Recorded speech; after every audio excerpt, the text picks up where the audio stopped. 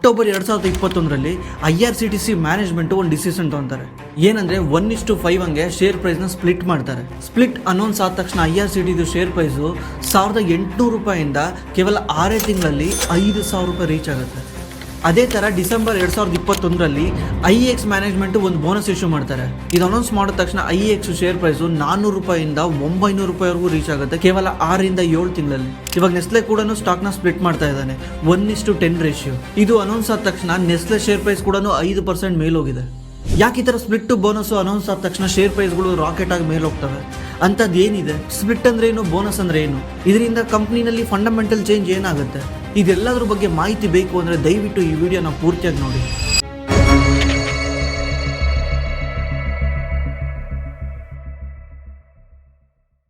ಸ್ಪ್ಲಿಟ್ಗೆ ಹೋಗೋಕ್ಕಿಂತ ಮುಂಚೆ ನೀವು ಸ್ಪ್ಲಿಟ್ನ ಅರ್ಥ ಮಾಡ್ಕೊಬೇಕಂದ್ರೆ ಫೇಸ್ ವ್ಯಾಲ್ಯೂ ಅರ್ಥ ಮಾಡ್ಕೊಬೇಕು. Face value of the company ಅಂದರೆ ಏನು ಅಂತ ಅರ್ಥ ಮಾಡ್ಕೊಂಡ್ರೆ ನೀವು ಸ್ಪ್ಲಿಟ್ ಅರ್ಥ ಆಗುತ್ತೆ. ಫೇಸ್ ವ್ಯಾಲ್ಯೂ ಅಂದರೆ ಯಾವುದೇ ಒಂದು ಕಂಪನಿ ಸ್ಟಾರ್ಟ್ ಮಾಡ್ಬೇಕಾದ್ರೆ, ಎಕ್ಸಾಂಪಲ್ ಏಂಜಲ್ ಇನ್ವೆಸ್ಟ್ಮೆಂಟ್ ಅನ್ನೋ ಒಂದು ಕಂಪನಿ ಇದೆ. ಈ ಕಂಪ್ನಿ ಸ್ಟಾರ್ಟ್ ಮಾಡ್ಬೇಕಾದ್ರೆ ನಾನು ನಮ್ಮ ಪಾರ್ಟ್ನರು ಇಬ್ಬರು ಸೇರಿಕೊಂಡು 1 ಲಕ್ಷ ಇನ್ವೆಸ್ಟ್ ಮಾಡಿದ್ದೀವಿ. ಈಗ ಇನ್ವೆಸ್ಟ್ ಮಾಡೋದಕ್ಕೆ ನನಗೆ 50% ಶೇರ್ ಸಿಕ್ಕಿದೆ, ಅವನಿಗೆ 50% ಶೇರ್ ಸಿಕ್ಕಿದೆ. ಈ ಶೇರ್ದು ಪ್ರೈಸ್ ಎಷ್ಟಿರುತ್ತೆ? ಫಸ್ಟ್ಗೆ ಇನ್ವೆಸ್ಟ್ ಮಾಡಿದಾಗ ಈ ಶೇರ್ ಪ್ರೈಸ್ ಎಷ್ಟಿರಬೇಕು? ಅದೇ ಫೇಸ್ ವ್ಯಾಲ್ಯೂ. ಅದಕ್ಕೇ ಏನು ಮಾಡ್ತಾರೆ, ನಾರ್ಮಲಿ ನಮ್ಮ ಇಂಡಿಯಾದಲ್ಲಿ ಯಾವುದೇ ಹೊಸ ಕಂಪ್ನಿ ಓಪನ್ ಆದರೆ 99% ಕಂಪ್ನಿಗಳದ್ದು ಫೇಸ್ ವ್ಯಾಲ್ಯೂ 10 ರೂಪೀಸ್ ಇರುತ್ತೆ. 10 ರೂಪೀಸ್ ಯಾಕಿರುತ್ತೆ ಅಂದರೆ, ಈಗ ನಂದೊಂದು ಲಕ್ಷ ಅವನೊಂದು ಲಕ್ಷ ಇದೆಯಾ, ಈ 1 ಲಕ್ಷನ ಏನು ಮಾಡ್ತಾರೆ 10 ರೂಪಾಯಿಯಾಗಿ ಡಿವೈಡ್ ಮಾಡ್ತಾರೆ. ಈಗ ಟೋಟಲ್ 2 ಲಕ್ಷನ 10 ರೂಪಾಯಿ ಹಂಗೆ ಡಿವೈಡ್ ಮಾಡಿದ್ರೆ ಎಷ್ಟಾಯಿತು? 20,000 ಶೇರ್ ಆಯಿತು. ಈ ಕಂಪನಿ ಹತ್ರ 20,000 ಶೇರ್ ಇದೆ. ಒಂದು ಶೇರ್ ವ್ಯಾಲ್ಯೂ ಬಂದ್ಬಿಟ್ಟು 10 ರೂಪಾಯಿ. ಈಗ ನನ್ನ ಹತ್ರ 10,000 ಶೇರ್ ಇದೆ, ನಮ್ಮ ಪಾರ್ಟ್ನರ್ ಹತ್ರ 10,000 ಶೇರ್ ಇದೆ. ಇದು initially first time company start ಮಾಡಿದಾಗ, ಕಂಪ್ನಿ ಯಾವುದೇ ಥರ ಬಿಸ್ನೆಸ್ಸೇ ಸ್ಟಾರ್ಟ್ ಮಾಡಿರಲ್ಲ, ರಿಜಿಸ್ಟರ್ ಮಾಡಿರುತ್ತಲ್ಲ, ಆ ಟೈಮಲ್ಲಿ ಕಂಪ್ನಿ ಫ್ಯೂಚರ್ ಏನಂತ ಗೊತ್ತಿರಲ್ಲ, ಅದೇನಂತ ಗೊತ್ತಿರಲ್ಲ. ಇನ್ವೆಸ್ಟ್ ಮಾಡಿರೋ ದುಡ್ಡಿಗೆ ಫೇಸ್ ವ್ಯಾಲ್ಯೂ ಸ್ಟಾರ್ಟ್ ಆಗುತ್ತೆ. ಅವಾಗ ಕಂಪನಿ ಹತ್ರ 20,000 ಶೇರ್ ಇರುತ್ತೆ. ಇದನ್ನೇ ಫೇಸ್ ವ್ಯಾಲ್ಯೂ ಅಂತಾರೆ. ಈಗ ನಂಬರ್ ಆಫ್ ದ ಶೇರ್ ಹೋಗ್ತಾ ಹೋಗ್ತಾ ಇನ್ಕ್ರೀಸ್ ಆಗ್ತಾ ಹೋಗುತ್ತೆ. ಹೆಂಗಂದರೆ, ಈಗ ನಾನು ನಡೆಸಿರ್ತೀನಿ, 2 ವರ್ಷ ನಡೆಸಿದ್ದೀನಿ ಈ ಕಂಪ್ನಿನ. ಈ ಕಂಪ್ನಿ ನಡೆಸಿ ನಾನು ಈ ಕಂಪ್ನಿನ ಏನಾದರೂ ಶೇರ್ನ ಸೆಲ್ ಮಾಡಬೇಕಂದ್ರೆ ಅವಾಗ ಫೇಸ್ ವ್ಯಾಲ್ಯೂಗೆ ಸೆಲ್ ಮಾಡಲ್ಲ. ಅವಾಗ ಯಾವ ಥರ ಪ್ರಾಫಿಟ್ ಮಾಡ್ತಿದೆ ಕಂಪನಿ, ಫ್ಯೂಚರಲ್ಲಿ ಯಾವ ಥರ ಪ್ರಾಫಿಟ್ ಮಾಡುತ್ತೆ ಅಂತ ನೋಡಿ ಶೇರ್ ಪ್ರೈಸ್ನ ಸೆಲ್ ಮಾಡೋದು. ಅವಾಗ EPS ಮೇಲೂ ಡಿಪೆಂಡ್ ಆಗುತ್ತೆ, ಬೇರೆ ಬೇರೆ ರೀಸನ್ ಇರುತ್ತೆ. EPS ಎಲ್ಲ ನೀವು ನೋಡಿದ್ರೆ ಗೊತ್ತಿರುತ್ತೆ. ನಮ್ಮ ಲಾಸ್ಟಲ್ಲಿ ನೋಡಿಲ್ಲ ಅಂದರೆ ಈ ವಿಡಿಯೋದಲ್ಲಿ ಹೋಗಿ ನೋಡಿ EPS ಅಂದ್ರೆ ಏನು, PE ಅಂದ್ರೆ ಏನು ಅಂತ ಗೊತ್ತಾಗುತ್ತೆ. ನಾನು ಎಷ್ಟು ಪ್ರೈಸ್ನ ಡಿಮ್ಯಾಂಡ್ ಮಾಡ್ತೀನಿ ಅಷ್ಟು ಪ್ರೈಸ್ನ ಬೇರೆ ಇನ್ವೆಸ್ಟರ್ ಬಂದು ಕಂಪ್ನಿ ಮೇಲೆ ಇನ್ವೆಸ್ಟ್ ಮಾಡ್ತಾರೆ. ಅವ್ರಿಗೆ ಏನು ಮಾಡ್ತೀನಿ, ನಾನು ಹೊಸ 10,000ನ 5,000ನ ಅವ್ರು ಕೊಟ್ಟಿರೋ ದುಡ್ಡಿಗೆ ಆ ಶೇರ್ನ ಪ್ರಿಂಟ್ ಮಾಡಿಬಿಟ್ಟು ಅವ್ರಿಗೆ ಶೇರ್ಸ್ನ ಕೊಡ್ತೀನಿ. ಅವಾಗ ಏನಾಯಿತು, ಮುಂಚೆ 2 ಪಾರ್ಟ್ನರ್ ಇದ್ರು, ಇವಾಗ 3 ಪಾರ್ಟ್ನರ್ ಆದರು. ಈ ಥರ ಶೇರ್ಗಳು ಇನ್ಕ್ರೀಸ್ ಆಗ್ತಾ ಹೋಗ್ತಾ ಇರುತ್ತೆ. ಬಟ್ ಫೇಸ್ ವ್ಯಾಲ್ಯೂ ಇನ್ಕ್ರೀಸ್ ಆಗಲ್ಲ. ಫೇಸ್ ವ್ಯಾಲ್ಯೂ ಯಾವಾಗ್ಲೂ ಕಾನ್ಸ್ಟೆಂಟ್ ಆಗಿರುತ್ತೆ. ಯಾವಾಗ ಮ್ಯಾನೇಜ್ಮೆಂಟಿಗೆ ಅನಿಸುತ್ತೆ ಈ ಶೇರ್ ಪ್ರೈಸು ತುಂಬ ಜಾಸ್ತಿ ಇದೆ ಅಂತ, ಅಕಸ್ಮಾತ್ ಒಂದೊಂದು ಶೇರ್ ಪ್ರೈಸನ್ನೇ 10,000, 20,000, 30,000 ಇದ್ದಾಗ ಏನು ಮಾಡ್ತಾರೆ, ಈ ಫೇಸ್ ವ್ಯಾಲ್ಯೂನ ಡಿವೈಡ್ ಮಾಡ್ತಾರೆ. ಫೇಸ್ ವ್ಯಾಲ್ಯೂ 10 ರೂಪಾಯಿ ಇರೋ ಫೇಸ್ ವ್ಯಾಲ್ಯೂನ 5 ರೂಪಾಯಿ ಮಾಡಿದಾಗ ಏನಾಗುತ್ತೆ, ನನ್ನ ಹತ್ರ ಇದ್ದಿದ್ದು 10,000 ಶೇರು ಇವಾಗ ಏನಾಯಿತು 20,000 ಆಯಿತು. ಬಟ್ 20,000 ಆದ ತಕ್ಷಣ ನನ್ನ ಹತ್ರ ಇರೋ ವ್ಯಾಲ್ಯೂ ಚೇಂಜ್ ಆಗಲ್ಲ. ಈಗ ಶೇರ್ ಪ್ರೈಸ್ ಏನಾದರೂ ಹೊರಗಡೆ ಮಾರ್ಕೆಟಲ್ಲಿ 100 ರೂಪಾಯಿ ಹಂಗೆ ನಡೀತಾ ಇದ್ರೆ, ಇಲ್ಲಿ ನನ್ನ ಹತ್ರ 10,000 ಶೇರ್ ಇರುತ್ತೆ. ಈ 100 ರೂಪಾಯಿ ಇಂಟು 10,000 ಎಷ್ಟು ಹೇಳಿ, 10 ಲಕ್ಷ. ಈಗ ಏನಾದರೂ ಮ್ಯಾನೇಜ್ಮೆಂಟ್ ಏನು ಮಾಡ್ದು, 10 ರೂಪಾಯಿ ಫೇಸ್ ವ್ಯಾಲ್ಯೂನ 5 ರೂಪಾಯಿಗೆ ತಗೊಂಬಂತು ಅಂದರೆ ನನ್ನ ಹತ್ರ 20,000 ಶೇರ್ ಆಗುತ್ತೆ. ಆವಾಗ ಶೇರ್ ಪ್ರೈಸ್ 100 ರೂಪಾಯಿಂದ 50 ರೂಪಾಯಿ ಆಗುತ್ತೆ. ಹೇಗೇನು ನನ್ನ ಹತ್ರ ವ್ಯಾಲ್ಯೂ 20 ಲಕ್ಷ ಆಗಲ್ಲ, 10 ಲಕ್ಷ ಆಗುತ್ತೆ. ಇದೇನೇ ಸ್ಪ್ಲಿಟ್ ಅಂತಾರೆ. ಸ್ಪ್ಲಿಟ್ ಅಂದರೆ ಫೇಸ್ ವ್ಯಾಲ್ಯೂನ ಸ್ಪ್ಲಿಟ್ ಮಾಡ್ತಾರೆ. 10 ರೂಪಾಯಿ ಇರೋ ಫೇಸ್ ವ್ಯಾಲ್ಯೂನ 5 ರೂಪಾಯಿ ಮಾಡ್ತಾರೆ, ಒಂದೊಂದಾಗ 2 ರೂಪಾಯಿ ಮಾಡ್ತಾರೆ, ಒಂದೊಂದಾಗ 1 ರೂಪಾಯಿ ಮಾಡ್ತಾರೆ. 5 ರೂಪಾಯಿ ಮಾಡಿದ್ರೆ ನಮ್ಮ ಹತ್ರ ಒಂದಿರೋ ಶೇರ್ 2 ಆಗುತ್ತೆ. 2 ರೂಪಾಯಿ ಮಾಡಿದ್ರೆ ನಮ್ಮ ಹತ್ರ ಒಂದಿರೋ ಶೇರ್ 5 ಆಗುತ್ತೆ. ಅದೇ 1 ರೂಪಾಯಿ ಮಾಡಿದ್ರೆ ಒಂದಿರೋ ಶೇರ್ 10 ಆಗುತ್ತೆ. ಬಟ್ ನಿಮ್ಮ ವ್ಯಾಲ್ಯೂ ಮಾತ್ರ ಇನ್ಕ್ರೀಸ್ ಆಗಲ್ಲ. ಇನ್ಕ್ರೀಸ್ ಆಗಲೂಬಾರ್ದು. ಫಂಡಮೆಂಟಲಿ ಕಂಪ್ನಿನಲ್ಲಿ ಏನೂ ಚೇಂಜ್ ಆಗಲ್ಲ. ಶೇರ್ ಪ್ರೈಸ್ ಸ್ಪ್ಲಿಟ್ ಮಾಡಿದ ತಕ್ಷಣ IRCTCನಲ್ಲಿ ಬುಕ್ ಮಾಡ್ತಿದ್ದಂಥ ಟಿಕೆಟ್ಗಳು ಜಾಸ್ತಿ ಆಗಲ್ಲ. ಕಂಪನಿ ಶೇರ್ ಪ್ರೈಸ್ ಸ್ಪ್ಲಿಟ್ ಮಾಡಿದೆ, ನಾನು ಇನ್ಮೇಲಿಂದ ಜಾಸ್ತಿ ಟಿಕೆಟ್ ಬುಕ್ ಮಾಡ್ತೀನಿ ಅಂತ ಬುಕ್ ಮಾಡಲ್ಲ. ಆದರೂ ಶೇರ್ ಪ್ರೈಸ್ ಯಾಕೆ ಮೇಲಕ್ಕೆ ಹೋಗುತ್ತೆ ಅಂದರೆ, ನಮ್ಮ ರೀಟೇಲ್ ಮೈಂಡ್ಸೆಟ್. ನಮ್ಮ ರೀಟೇಲ್ ಸುತ್ತಮುತ್ತದವ್ರಿಗೆ ಏನು ಅನ್ಕೊಂತಾರೆ, ನನಗೆ ಜಾಸ್ತಿ ಶೇರ್ಸ್ ಬರುತ್ತೆ, ಜಾಸ್ತಿ ಶೇರ್ಸ್ ಬರೋದ್ರಿಂದ ಹೋಗ್ಬಿಟ್ಟು ಹಿಂದಿಂದೆ ಹೋಗಿ ಇನ್ವೆಸ್ಟ್ ಮಾಡ್ತಾರೆ, ಮೇಲೆ ಹೋಗೋದು ನೋಡಿ ಇನ್ನು ಹೊಸ ಇನ್ವೆಸ್ಟರ್ ಬರ್ತಾರೆ, ಹೊಸೊಬ್ಬರು ಬಂದ್ಬಿಟ್ಟು ಇನ್ವೆಸ್ಟ್ ಮಾಡ್ತಾರೆ, ಯಾಕಂದರೆ ಮೇಲೆ ಹೋಗ್ತಾ ಇದೆ ಅಂತ. ಇದಂಗೆ ಸೈಕಲ್ದಾಗಿ ಹೋಗುತ್ತೆ. ಸೈಕಲಾಗಿ ಹೋಗಿ ಒಂದ್ಸಲ ಪೀಕಲ್ಲಿ ಹೋಗ್ಬಿಟ್ಟು ಅಲ್ಲಿ ಬಿದ್ದೋಗುತ್ತೆ. ಅದೇ ಥರನೇ IRCTCನಲ್ಲೂ ಆಗಿದ್ದು. IRCTC 1800 ಪೀಕಲ್ಲಿ ಹೋಗ್ಬಿಟ್ಟು ಆಮೇಲೆ ಮತ್ತೆ ಸ್ಪ್ಲಿಟ್ಟಾಗಿ ಕೆಳಗೆ ಬಂತು. ಸ್ಪ್ಲಿಟ್ಟಾಗಿ ಅಡ್ಜಸ್ಟೆಡ್ ವ್ಯಾಲ್ಯೂ 2,500 ಬಂತು. 50% ಶೇರ್ ಪ್ರೈಸ್ ಡೌನ್ ಆಯಿತು. ಹೋಗಿ ಸಿಗಾಕೊಂಡಿದ್ಯಾರು? ನಿಮ್ಮಂಥ ರೀಟೇಲ್ ಇನ್ವೆಸ್ಟರ್. ಶೇರ್ ಸ್ಪ್ಲಿಟ್ ಆದ ತಕ್ಷಣ ಫಂಡಮೆಂಟಲಿ ಏನೂ ಚೇಂಜ್ ಆಗಲ್ಲ ಕಂಪ್ನಿನಲ್ಲಿ. ನೀವೇನಾದರೂ ಇನ್ವೆಸ್ಟ್ ಮಾಡಬೇಕಂತಂದರೆ ಕಂಪ್ನಿನಲ್ಲಿ ಫಂಡಮೆಂಟಲಿ ಏನಾದರೂ ಚೇಂಜ್ ಆಗ್ತಿದೆಯಾ ನೋಡಿ ಇನ್ವೆಸ್ಟ್ ಮಾಡಿ. ಜಸ್ಟ್ ಶೇರ್ ಪ್ರೈಸ್ ಸ್ಪ್ಲಿಟ್ ಆಗ್ತಿದೆ ಅಂತ ಹೋಗಿ ಇನ್ವೆಸ್ಟ್ ಮಾಡಬೇಡಿ. ಆಮೇಲೆ ಇನ್ನೊಂದು ಏನಕ್ಕೆ ಹೊಸ ಫ್ಲೋ ಬರೋದ್ರಿಂದ ಶೇರ್ ಪ್ರೈಸ್ ಮೇಲೆ ಹೋಗುತ್ತೆ ಏನಕ್ಕೆ ಅಂದರೆ, ಈಗ ನೆಕ್ಸ್ಟ್ಲೇ ಎಕ್ಸಾಂಪಲ್ ತಗೊಳ್ಳಿ. ನೆಕ್ಸ್ಟ್ಲೇ ಈಗ ಸ್ಪ್ಲಿಟ್ ಆಗ್ತಾ ಇದೆ, 10 ರೂಪಾಯಿ ಫೇಸ್ ವ್ಯಾಲ್ಯೂ ಇಂದ 1 ರೂಪಾಯಿ ಮಾಡ್ತಿದ್ದಾರೆ. ಇವಾಗ ಏನಾಗುತ್ತೆ, ನೆಸ್ಲೇದು 25,000 ರೂಪಾಯಿ ಶೇರ್ ಪ್ರೈಸ್, ಒಂದು ಶೇರ್ ಪ್ರೈಸ್ ಇದೆಯಲ್ಲ ಅದು ಈಗ 2,500 ರೂಪಾಯಿ ಆಗುತ್ತೆ. ಅವಾಗ ಏನಾಗುತ್ತೆ, ಮುಂಚೆ 25,000 ರೂಪಾಯಿ ಕೊಟ್ಟು ಯಾರ ಕೈಲಿ ಅಫೋರ್ಡ್ ಮಾಡೋಕ್ಕಾಗ್ತಿರಲ್ಲ, ಅವರು ಈಗ 2,500 ರೂಪಾಯಿನಲ್ಲಿ ಹೋಗಿ ಕೊಟ್ಟು ಬೈ ಮಾಡ್ತಾರೆ. ಬಟ್ ಆದರೆ ಫಂಡಮೆಂಟಲ್ ಏನಾದರೂ ಚೇಂಜ್ ಆಯಿತಾ? ನೀನು 25,000 ರೂಪಾಯಿ ಕೊಟ್ಟು ಬೈ ಮಾಡಿದಾಗಲೂ ಕಂಪ್ನಿನಲ್ಲಿ ಫಂಡಮೆಂಟಲಿ ಏನೂ ಚೇಂಜ್ ಆಗಿಲ್ಲ, ಇವಾಗಲೂ ಏನೂ ಚೇಂಜ್ ಆಗಿಲ್ಲ. ಏನು ಪ್ರಯೋಜನ ಆಯಿತು? ಏನೂ ಆಗಿಲ್ಲ. That is just gimmick. ನನ್ನ ಪ್ರಕಾರ ಗಿಮಿಕ್ ಅಂದರೆ ಮ್ಯಾನೇಜ್ಮೆಂಟ್ ಏನಕ್ಕೆ ಮಾಡ್ತಾರೆ ಅಂದರೆ, ಹೊಸ ಇನ್ವೆಸ್ಟರು ನಮ್ಮ ಕಂಪ್ನಿಗೆ ಬರಲಿ, ನಮ್ಮ ಶೇರ್ನ ಸಣ್ಣ ಪುಟ್ಟವರು ಅಫೋರ್ಡ್ ಮಾಡೋಕ್ಕಾಗಲಿ ಅಂತ ಮಾಡ್ತಾರೆ. ಈಗ MRF ಶೇರ್ನ ಸ್ಪ್ಲಿಟ್ಟೇ ಮಾಡಿಲ್ಲ, ಹಂಗಂತ MRF ಶೇರ್ ಏನು ಕಾಸ್ಟ್ಲಿ ಅಲ್ಲ. ಈಗ 1 ಲಕ್ಷ ರೂಪಾಯಿ ಕೊಟ್ಟು ಬೈ ಮಾಡಿದ ತಕ್ಷಣ MRFದು ನಾಳೆ ಏನಾದರೂ MRF 10 ರೂಪಾಯಿ ಫೇಸ್ ವ್ಯಾಲ್ಯೂನ 1 ರೂಪಾಯಿ ಮಾಡಿದ ತಕ್ಷಣ ಒಂದು ಶೇರ್ ಪ್ರೈಸ್ ಬಂದ್ಬಿಟ್ಟು 10,000 ರೂಪಾಯಿ ಆಗುತ್ತೆ. 10,000 ರೂಪಾಯಿ ಆದ ತಕ್ಷಣ MRF ಫಂಡಮೆಂಟಲಿ ಏನೂ ಚೇಂಜ್ ಆಗಲ್ಲ. ಮುಂಚೆ ಯಾವ ಥರ ಬಿಸ್ನೆಸ್ ಮಾಡ್ತಿದ್ನೋ, ಮುಂಚೆ ಯಾವ ಥರ ಟೈರ್ ಸೆಲ್ ಆಗ್ತಿದ್ವೋ ಅದೇ ಥರ ಸೆಲ್ ಆಗಬೇಕು. ಫಂಡಮೆಂಟಲಿ ಚೇಂಜ್ ಯಾವಾಗ ಆಗುತ್ತೆ ಅಂದರೆ, ಸೇಲ್ಸ್ ಇನ್ಕ್ರೀಸ್ ಮಾಡೋಕ್ಕೆ ಮ್ಯಾನೇಜ್ಮೆಂಟ್ ಏನಾದರೂ ಹೊಸ ಸ್ಟೆಪ್ ತಾಣ್ತಿದೆಯಾ, ಹೊಸ ಪ್ಲ್ಯಾಂಟ್ ಆಗ್ತಿದೆಯಾ, ಏನಾದರೂ ಹೊಸ ಸ್ಟ್ರಾಟಜಿ ಯೂಸ್ ಮಾಡ್ತಿದೆಯಾ, ಅದರಿಂದ ಏನಾಗುತ್ತೆ ಫ್ಯೂಚರಲ್ಲಿ ಅರ್ನಿಂಗ್ಸ್ ಇಂಪ್ರೂವ್ ಆಗುತ್ತೆ, ರೆವಿನ್ಯೂ ಇಂಪ್ರೂವ್ ಆಗುತ್ತೆ. ಅದಕ್ಕೇ ಶೇರ್ ಪ್ರೈಸ್ ಇವಾಗ ಮೇಲೋಗುತ್ತೆ. ಇದರಿಂದ ಶೇರ್ ಪ್ರೈಸ್ ಮೇಲೋಗೋದನ್ನ ಫಂಡಮೆಂಟಲಿಯಿಂದ ಮೇಲೋಗುತ್ತೆ ಅಂತಾರೆ. ದಿಸ್ ಈಸ್ ಸುಮ್ಮನೆ ಗಿಮಿಕ್ ನನ್ನ ಪ್ರಕಾರ. ಅದಕ್ಕೇ ಶೇರ್ ಜಸ್ಟ್ ಸ್ಪ್ಲಿಟ್ ಆಗ್ತಿದೆ ಅಂತ ಓಡೋಗಿ ಬೈ ಮಾಡಬೇಡಿ. ಕಂಪ್ನಿ ಚೆನ್ನಾಗಿದ್ದರೆ, ಕಂಪ್ನಿ ಚೆನ್ನಾಗಿದೆಯಾ, ಕಂಪ್ನಿ ಈಗ ನೆಸ್ಲೆ ಸ್ಪ್ಲಿಟ್ ಆಗ್ತಾ ಇದೆಯಾ, ನೆಸ್ಲೆ ನಿಮಗೆ ಅಫೋರ್ಡ್ ಮಾಡೋಕ್ಕೆ ಇಷ್ಟ ಇತ್ತು, ಬಟ್ ಆದರೆ 25,000 ರೂಪಾಯಿ ಇತ್ತು, ನನ್ನ ಕೈಲಿ ಆಗ್ತಾ ಇರಲಿಲ್ಲ.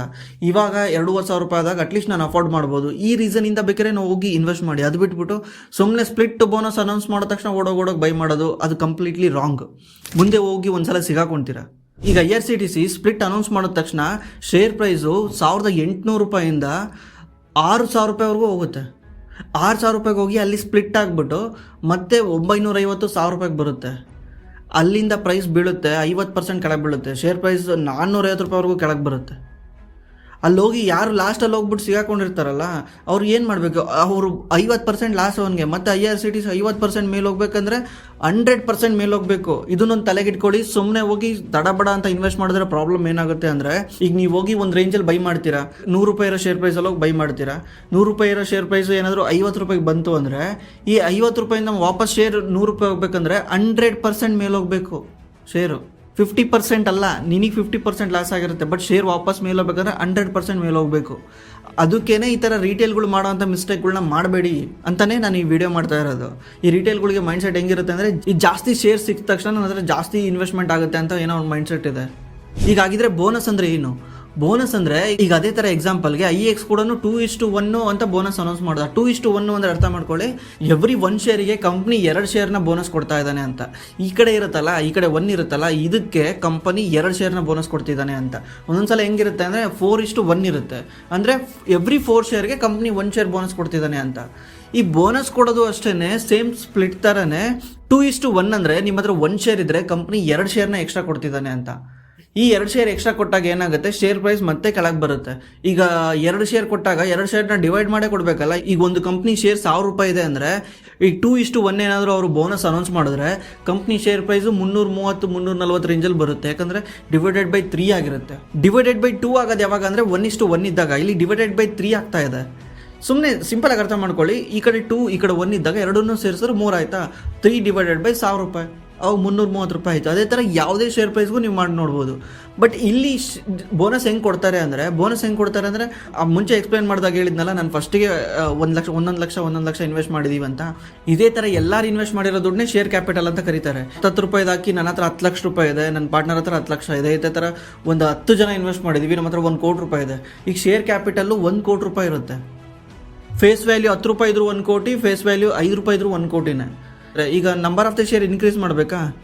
Number of the share increase ಮಾಡಬೇಕಂದ್ರೆ ಸ್ಪ್ಲಿಟ್ ಮಾಡಿದ್ರೆ ಏನಾಗುತ್ತಿತ್ತು, ಇಲ್ಲಿ number of the share increase ಆಗ್ತಿತ್ತು. ಬಟ್ ಇಲ್ಲಿ number of the share increase ಮಾಡೋಕೆ ಏನು ಮಾಡ್ತಾರೆ ಗೊತ್ತಾ, ಇವರು ರಿಸರ್ವ್ಸಲ್ಲಿ ದುಡ್ಡು ಇರುತ್ತಲ್ಲ, ಕಂಪ್ನಿ ಹತ್ರ ರಿಸರ್ವ್ಸಲ್ಲಿ ದುಡ್ಡು ಇಟ್ಕೊಂಡಿರ್ತಾರೆ. ಅಕಸ್ಮಾತ್ ಕಂಪ್ನಿಗೆ ಬೇಕಾಗಿರೋ ದುಡ್ಡುನಲ್ಲಿ ಏನಾದರೂ ಬ್ಯಾಂಕಲ್ಲಿ ಅಲ್ಲಿ ಇಲ್ಲಿ ದುಡ್ಡು ಇಟ್ಕೊಂಡಿರ್ತಾರಲ್ಲ, ಅದನ್ನೇನು ಮಾಡ್ತಾರೆ, ಅದನ್ನು ತೆಗೆದುಬಿಟ್ಟು ಇವರು ಈ ಶೇರ್ ಕ್ಯಾಪಿಟಲಲ್ಲಿ ಇನ್ಫ್ಯೂಸ್ ಮಾಡ್ತಾರೆ. ಅವಾಗ ಏನಾಗುತ್ತೆ, ಹೊಸ ಶೇರ್ ಹುಟ್ಟಾಕುತ್ತೆ. ಅವಾಗ ಹೊಸ ಶೇರ್ ಹುಟ್ಟಾಕಿದಾಗ ನಿಮಗೆ more number of the share ಸಿಗುತ್ತೆ. ಬಟ್ ಇಲ್ಲೂ ಕೂಡ ಗಿಮಿಕೆ, ಇಲ್ಲೂ ಕೂಡ ಯಾವುದೇ ಥರ ವ್ಯಾಲ್ಯೂ ಕ್ರಿಯೇಟ್ ಆಗಲ್ಲ. ಇದನ್ನು ಏನಕ್ಕೆ ಯೂಸ್ ಮಾಡ್ತಾರೆ ಅಂದರೆ ಶೇರ್ ಪ್ರೈಸ್ ಸುಮ್ಮನೆ ಮೇಲೋಗ್ತಾ ಇದ್ದಾಗ ಏನಾಗುತ್ತೆ, ಅಫೋರ್ಡ್ ಮಾಡೋಕ್ಕೆ ಆಗಲ್ಲ ಯಾರ ಕೈಲೂ. ನೀವು ಅಸೆಟ್ ಅಲೋಕೇಶನ್ನು ಮಾಡ್ಕೊಳಕ್ಕಾಗಲ್ಲ. ಈಗ ಅಕಸ್ಮಾತ್ ನಿಮ್ಮ ಹತ್ರ 10 ಲಕ್ಷ ರೂಪಾಯಿ ಇದೆ, ನೀವು ಒಂದು ಒಳ್ಳೆ ಕಂಪ್ನಿ ಮೇಲೆ ಇನ್ವೆಸ್ಟ್ ಮಾಡಬೇಕು, ಒಂದು 10 ಕಂಪ್ನಿ ಮೇಲೆ ಅಂದರೆ MRFಗೆ 1 ಲಕ್ಷ ರೂಪಾಯಿ ಇನ್ವೆಸ್ಟ್ ಮಾಡಬೇಕಾಗುತ್ತೆ. ಈಗ ಎಷ್ಟೋ ಜನರು 1 ಲಕ್ಷ ರೂಪಾಯಿ ಇರುತ್ತೆ, ಅವ್ರು ಒಂದು 10 ಕಂಪ್ನಿ ಮೇಲೆ ಇನ್ವೆಸ್ಟ್ ಮಾಡಬೇಕಂದ್ರೆ MRF ಒಂದಕ್ಕೆ MRF ಚೆನ್ನಾಗಿದ್ರು ಕೂಡ ಇನ್ವೆಸ್ಟ್ ಮಾಡೋಕ್ಕಾಗಲ್ಲ. ಅದಕ್ಕೋಸ್ಕರ ಈ ಥರ ಮಾಡ್ತಾರೆ. ಇಲ್ಲಾಂದರೆ ಇನ್ಫೋಸಿಸ್ ಶೇರ್ ಇವತ್ತು 4 ಲಕ್ಷ ರೂಪಾಯಿ 5 ಲಕ್ಷ ರೂಪಾಯಿ ರೇಂಜಲ್ಲಿ ಇರಬೇಕಿತ್ತು. ಇವ್ರು ಬೋನಸ್ ಕೊಟ್ಟು ಅದನ್ನು ಈ ಲೆವೆಲಿಗೆ ತಗೊಂಬಂದಿದ್ದಾರೆ. ಇಲ್ಲ ಅಂದಿದ್ರೆ ಇನ್ಫೋಸಿಸ್ ಶೇರು 4ರಿಂದ 5 ಲಕ್ಷ ರೂಪಾಯಿ ಇರಬೇಕಿತ್ತು. ಈ ಥರ ಆದಾಗ ಏನಾಗುತ್ತೆ ಹೇಳಿ, ಅಸೆಟ್ ಅಲೋಕೇಶನ್ ಮಾಡ್ಕೊಳಕ್ಕಾಗಲ್ಲ. ಒಂದೊಂದು ಕಂಪ್ನಿಗಳು ಈ ಥರ ಏನು ಮಾಡೋದೇ ಇಲ್ಲ. ಜಸ್ಟ್ ನಮ್ಮ MRF ಅದೇ ಥರ ಮಾಡಿರೋದು, ಯಾವುದೇ ಥರ ಬೋನಸ್ಸು ಕೊಟ್ಟಿಲ್ಲ, ಸ್ಪ್ಲಿಟ್ಟು ಕೊಟ್ಟಿಲ್ಲ ಇದುವರೆಗೂ ಹಿಸ್ಟ್ರಿನಲ್ಲಿ. ಅದೇ ಥರ US ಅಲ್ಲಿ ವಾರೆನ್ ಬಫೆಟ್ದು ಬರ್ಕ್ಷೈರ್ ಹಾಥ್ವೇ ಇದೆ. Berkshire Hathway ವರ್ಲ್ಡಲ್ಲೇ costliest share. Costly ಅಂದರೆ ಪ್ರೈಸಲ್ಲಿ, ಮಾರ್ಕೆಟ್ ಕ್ಯಾಪಲ್ಲ, ಪ್ರೈಸಲ್ಲಿ ಕಾಸ್ಟ್ಲಿಯೆಸ್ಟ್ ಶೇರು. ಅದು ಇಂಡಿಯನ್ ರುಪಿಗೆ ಕನ್ವರ್ಟ್ ಮಾಡಿದ್ರೆ ಆಲ್ಮೋಸ್ಟ್ 3-3.25 ಕೋಟಿ ರೂಪಾಯಿ ಒಂದು ಶೇರ್ ವ್ಯಾಲ್ಯೂ ಆಗುತ್ತೆ.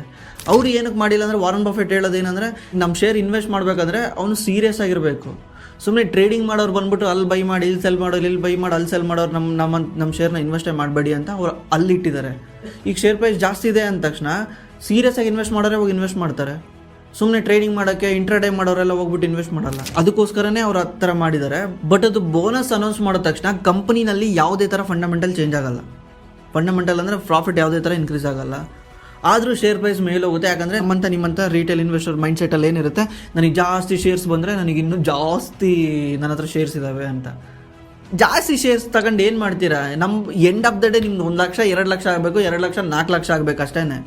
ಈಗ ನಿನ್ನ ಹತ್ರ 1 ಲಕ್ಷ ರೂಪಾಯಿ ಇನ್ವೆಸ್ಟ್ ಮಾಡಿಬಿಟ್ಟು ನೀನು ಯೆಸ್ ಬ್ಯಾಂಕ್ ಐಡಿಯಾದು 1,000 ಶೇರ್ ತಗೊಂಡ್ರು ಕೂಡ ನೀನು 1 ಲಕ್ಷ 2 ಲಕ್ಷ ಆದಾಗಲೇ ತಾನೆ ನಿನಗೂ ವ್ಯಾಲ್ಯೂ. ನೀನು ಹೋಗಿ ಯಾರ ಹತ್ರನಾದರೂ ನನ್ನ ಹತ್ರ 10,000 ಶೇರ್ ಇದೆ ಅಂದ ತಕ್ಷಣ ನಮಸ್ಕಾರ ಸರ್ ಅಂತ ಅಂತಾರೆ. ನಿನ್ನ ಹತ್ರ ಎಷ್ಟು ವ್ಯಾಲ್ಯೂ ಇದೆ ಗುರು ಅಂತ ಕೇಳ್ತಾರೆ. ನಿನಗೂ ವ್ಯಾಲ್ಯೂನೇ ಇಂಪ್ರೂವ್ ಆಗಬೇಕಲ್ಲ. ನೀನು 1 ಲಕ್ಷ 2 ಲಕ್ಷ ಆಗೋಕ್ಕೋಸ್ಕರ ಅಂತಾನೆ ಮಾರ್ಕೆಟಿಗೆ ಬಂದಿದ್ಯಾ? ಸುಮ್ಮನೆ ಶೇರ್ ಪ್ರೈಸ್ ಕಮ್ಮಿ ಇದೆ, ಶೇರ್ ಪ್ರೈಸ್ ಜಾಸ್ತಿ ಸಿಗುತ್ತೆ ಅಂತ ಹೋಗಿ ಇನ್ವೆಸ್ಟ್ ಮಾಡಿದ್ರೆ ಜಸ್ಟ್ ಫೂಲಿಶ್ನೆಸ್ ಅದು ನನ್ನ ಪ್ರಕಾರ.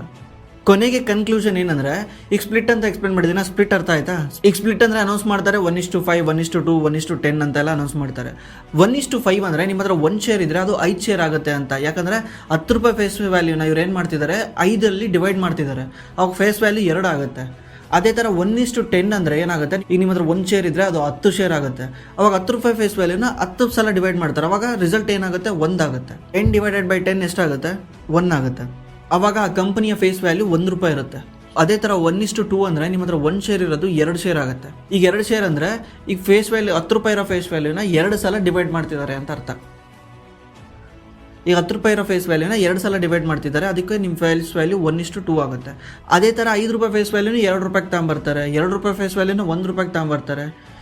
ಒಂದೊಂದು ಸಲ ಕಂಪ್ನಿಗಳು ಡೈರೆಕ್ಟ್ 10 ರೂಪಾಯಿ ಫೇಸ್ ವ್ಯಾಲ್ಯೂನ 1 ರೂಪಾಯಿಗೆ ತರ್ತಾರೆ. ಅವ್ರಿಗೆ ಬೇಕಾದಾಗ ಮಾಡ್ಕೊತಾರೆ. ಬಟ್ ಈ ಕನ್ಕ್ಲೂಷನ್ ಏನಂದರೆ, ಇದರಲ್ಲಿ ಯಾವುದೇ ಥರ ಫಂಡಮೆಂಟಲಿ ಚೇಂಜ್ ಆಗಲ್ಲ. ಈಗ ಬೋನಸ್ಸು ಅಷ್ಟೇ. ಬೋನಸ್ಸು 2:1 ಅಂದರೆ ನಿಮ್ಮ ಹತ್ರ 1 ಶೇರ್ ಇದ್ದರೆ ಅವ್ರಿಗೆ 2 ಶೇರ್ ಎಕ್ಸ್ಟ್ರಾ ಕೊಡ್ತಿದ್ದಾರೆ ಅಂತ. ಅದೇ ಥರ 3:1, 4:1 ಅಥವಾ 1:1 ಅಂತ ಇರುತ್ತೆ. 1:1 ಅಂದರೆ ನಿಮ್ಮ ಹತ್ರ 1 ಶೇರ್ ಇದ್ದರೆ 1 ಶೇರ್ ಕೊಡ್ತಿದ್ದಾರೆ ಅಂತ. ಈ ಕಡೆ ಒಂದೊಂದು ಸಲ 1:4 ಅಂತ ಇರುತ್ತೆ.